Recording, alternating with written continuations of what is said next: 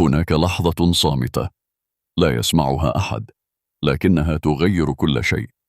لحظة تتحول فيها المرأة من حضور دافئ إلى برود حاد، من انفتاح عاطفي إلى انسحاب كامل، دون كلمة واحدة، وكأن بابا داخليا أغلق بإحكام. هذه ليست قسوة، وليست لعبة نفسية، بل نظام دفاعي قديم تشكل في زمن لم تكن فيه تملك خيارا آخر. في هذا الفيديو ستفهم كيف يعمل هذا الصمت كأخطر آلية حماية نفسية، ولماذا يظهر تحديدا في لحظات القرب، وكيف تميز بين الانسحاب الواعي والانطفاء العاطفي، والأهم كيف تحول هذا النمط من قوة مدمرة إلى سيطرة داخلية ناضجة تحمي العلاقة بدل أن تهدمها. إذا كنت تبحث عن تفسير حقيقي لما يحدث خلف هذا الهدوء الغامض، فابق حتى النهاية، لأن ما ستكتشفه لن يغير نظرتك للمرأة فقط، بل سيعيد تعريفك لمعنى القرب والأمان والسيطرة العاطفية. تبدأ القصة من لحظة تبدو عادية جدا، حوار عميق، اقتراب صادق، شعور بأن الجدار سقط أخيرا، ثم فجأة يتغير كل شيء. هنا لا يتعامل العقل مع الموقف كحب، بل كتهديد محتمل، فينشط ما يعرف بحالة التجمد، حيث يتوقف التعبير ويستبدل الحضور بالمراقبة، وتتحول الكلمات إلى صمت محسوب. الصمت هنا ليس غيابا، بل امتلاء داخلي بمحاولة السيطرة، محاولة لإعادة التوازن حين يشعر الجهاز النفسي أن الأمان أصبح هشا. ومع تكرار التجربة يتحول هذا النمط إلى حصن صامت. تنتقل المرأة من مشاركة شعورية إلى موقع المشاهد، من التلقائية إلى الانضباط البارد، من الاحتياج الطبيعي إلى استقلال حاد يبدو كأنه قوة، لكنه في العمق حماية من ألم قديم لم يغلق ملفه بعد. المفارقة أن العلاقات الصحية نفسها قد تفعل هذا النمط، فكلما اقترب الشريك بصدق لامس منطقة غير معالجة، فتسقط الذاكرة العاطفية ظلال الماضي على الحاضر، فيرى القرب كخطر رغم أنه أمان. هنا تنشأ معادلة معقدة، رغبة في القرب يقابلها اندفاع نحو الابتعاد، حاجة للاحتواء يصاحبها خوف من الانكشاف. هذه الازدواجية تدفع إلى الصمت كحل وسط، لا مواجهة تعرضها للألم، ولا انخراط كامل يشعرها بالتهديد، لكن استمرار هذا الصمت دون وعي يحوله من درع واق إلى أداة تدمير بطيء، يخلق فجوات غير مفهومة، ويزرع سوء تفسير، ويحول العلاقة إلى مساحة من التخمين بدل الفهم. القوة الحقيقية تبدأ حين يعاد تعريف هذا الصمت، ليس كانسحاب قهري، بل كإشارة داخلية تحتاج إلى ترجمة. الوعي بلحظة التحول من دفء إلى برود هو الخطوة الأولى، يليها استبدال الاختفاء بالتسمية. أحتاج وقتا لأستوعب ما أشعر به، بدل أن يترك الطرف الآخر في فراغ مربك. هنا يتحول الصمت من جدار إلى جسر، من قطيعة إلى مساحة تنظيم ذاتي. الفرق بين نمط يدمر ونمط يحمي هو درجة الوعي به.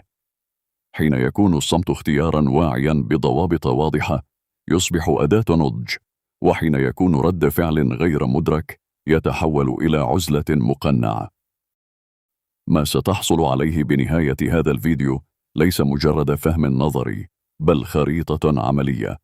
كيف ترصد الإشارة المبكرة، كيف تفكك الارتباط بين القرب والخطر، كيف تعيد برمجة الاستجابة من تجمد إلى تنظيم، وكيف تبقي على حدودك دون أن تغلق الباب.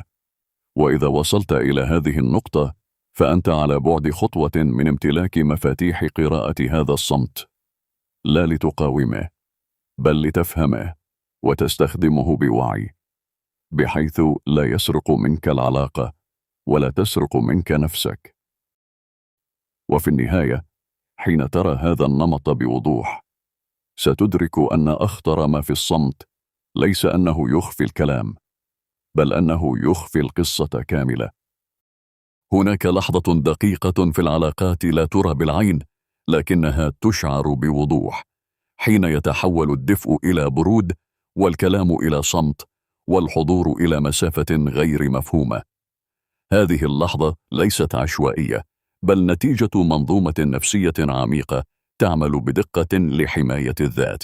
ما يحدث هنا يسمى استجابة التجمد أو التجمد العصبي freeze response، وهي جزء من نظام أوسع يعرف باستجابة الكر والفر أو التجمد fight, flight, freeze response، حيث يقرر الجهاز العصبي في جزء من الثانية أن أفضل وسيلة للبقاء ليست المواجهة ولا الهروب، بل التوقف الكامل عن التعبير، وكأن كل شيء داخليا يقول: توقف، هذا قد يؤلمك.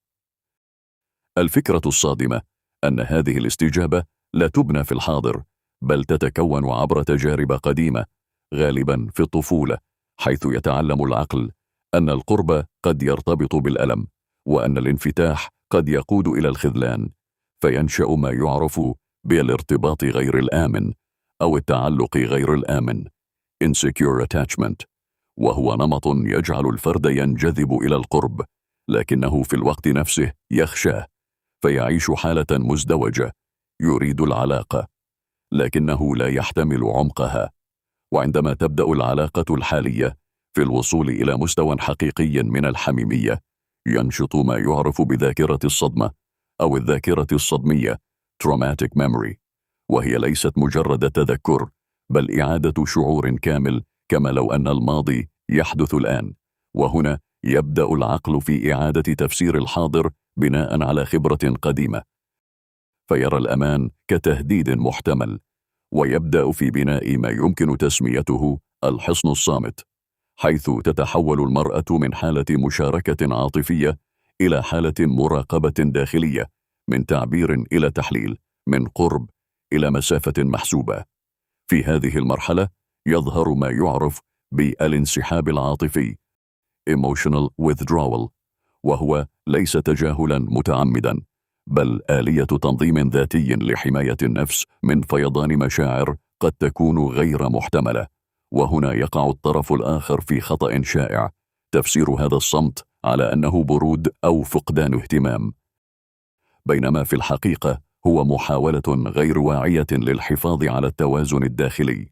ومع تكرار هذا النمط يتكون ما يعرف بالتكيف الدفاعي defensive adaptation، حيث يصبح الصمت عادة، ويصبح الانسحاب هو اللغة الأساسية عند الشعور بالتهديد، حتى لو لم يكن هناك تهديد حقيقي. الأكثر تعقيدا أن هذا النمط يتغذى على شيء يسمى الانعكاس العاطفي أو الإسقاط العاطفي emotional projection، حيث يتم إسقاط مشاعر قديمة على الشريك الحالي دون وعي، فيبدو وكأنه سبب الألم، بينما هو فقط محفز لذاكرة لم تعالج.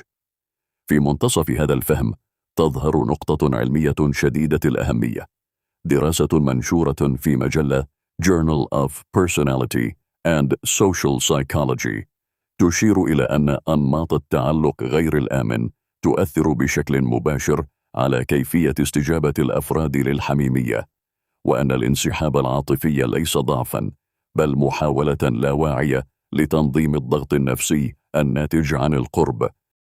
وهذه النتيجة تعيد تعريف ما نراه كسلوك بارد إلى كونه استجابة بيولوجية نفسية معقدة. ومع هذا الفهم نبدأ في رؤية التحول الحقيقي. الصمت لم يعد لغزاً، بل إشارة، لم يعد رفضاً، بل حماية، لكنه يظل سيفاً ذا حدين، لأن استمراره دون وعي يتحول إلى ما يسمى التخريب الذاتي self-sabotage، حيث تبدأ العلاقة في التآكل تدريجياً بسبب غياب التواصل، وتتحول المسافات الصغيرة إلى فجوات عميقة.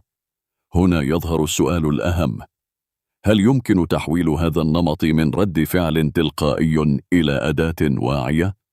الإجابة نعم، لكن عبر 3 مراحل دقيقة. أولاً، الوعي اللحظي أو الوعي الذاتي self-awareness، وهو القدرة على ملاحظة لحظة التحول من الانفتاح إلى الانغلاق دون إنكارها. ثانياً، إعادة التسمية أو إعادة التأطير المعرفي cognitive reframing، حيث يتم تفسير الشعور ليس كخطر حقيقي بل كأثر قديم يظهر في سياق جديد. وثالثاً، التعبير المنظم أو التنظيم العاطفي emotional regulation، وهو استبدال الصمت الكامل بتعبير بسيط وواضح مثل أحتاج بعض الوقت لأفهم ما أشعر به، وهذا لا يضعف القوة بل يعيد تعريفها. في هذه النقطة يتحول الصمت من جدار يفصل إلى مساحة مؤقتة تنظم، من انسحاب يربك إلى حدود واضحة تحمي. وهنا فقط يحدث ما يمكن تسميته النضج العاطفي emotional maturity، حيث لا يعود الماضي هو من يقود الحاضر بل يصبح جزءاً مفهوماً منه. ومع التقدم في هذا الفهم يكتشف المشاهد أن أقوى ما في هذا النمط ليس في حدوثه بل في القدرة على إدراكه وتوجيهه، لأن التحكم الحقيقي لا يعني إلغاء الاستجابة بل إدارتها بوعي. وهنا يظهر الفرق بين من يعيش ردود أفعاله ومن يقودها. وفي النهاية، عندما يفهم هذا الصمت بعمقه الحقيقي يتغير كل شيء: طريقة التفسير، طريقة التفاعل، وحتى طريقة الحب نفسها، لأن ما كان يبدو كابتعاد يتكشف كاقتراب حذر، وما كان يفهم كبرود يظهر كحماية صامتة. والسؤال الذي يبقى معك حتى النهاية: هل هذا الصمت الذي تراه الآن جدار يجب كسره أم رسالة تحتاج إلى أن تفهم؟ توقف لحظة، ليست كل النساء تهاجم، بعضهن يسقطنك في صمت بارد دون كلمة واحدة. الآن سيظهر أمامك على الشاشة المرأة التي لا تهاجم بل تسقطك بصمت، اللعبة النفسية التي لا يفهمها الرجال.